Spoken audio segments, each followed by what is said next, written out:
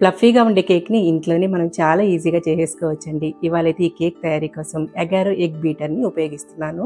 దీన్ని ఉపయోగించుకొని చక్కగా ఫ్లఫీగా ఉండే కేక్‌ని తయారు చేసేసుకోవచ్చు.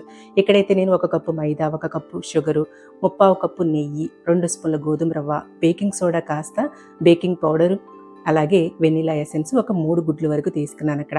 ముందుగా అయితే ఒక బౌల్‌లోకి 3 ఎగ్సు, షుగర్ పొడి చేసేసుకొని, అలాగే 3/4 కప్పు నెయ్యిని కూడా వేసేసుకొని, ఈ ఎగ్ బీటర్ తోటి బాగా ఫ్లఫీగా, నురుగు నురుగ్గా ఇలా మంచిగా బీట్ చేసుకోవాలి. ఎంత బాగా బీట్ చేసుకుంటే అంత బాగా కేక్ అనేది పొంగుతదండి.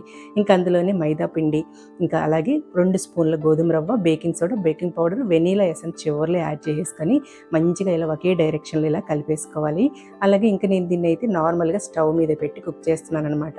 దీన్నంతా ఒక కేక్ మౌల్డ్‌లోకి తీసేసుకుంటున్నాను. అడుగు భాగాన కాస్త నెయ్యి రాసేసి డస్టింగ్ చేసేసుకొని నార్మల్‌గా ఒక స్టాండ్ పెట్టేసుకొని కుక్కర్‌లో పెట్టేసి 40 నిమిషాలు చిన్న మంట మీద పెట్టేసామనుకోండి, ఫ్లఫీగా చాలా బాగా వస్తదనమాట. ఎగ్ బీటర్ కావాలి అనుకుంటే ఈ వీడియోలో ట్యాగ్ చేస్తానండి. ఒకసారి చెక్ చేయండి. లింక్ అనేది ఇస్తాను. చూసారా ఎంత ఫ్లఫీగా ఎంత బాగొచ్చిందో. ఇలా ఇంట్లోనే మనం తయారు చేసుకోవచ్చు. ఉంటానండి. Thank you.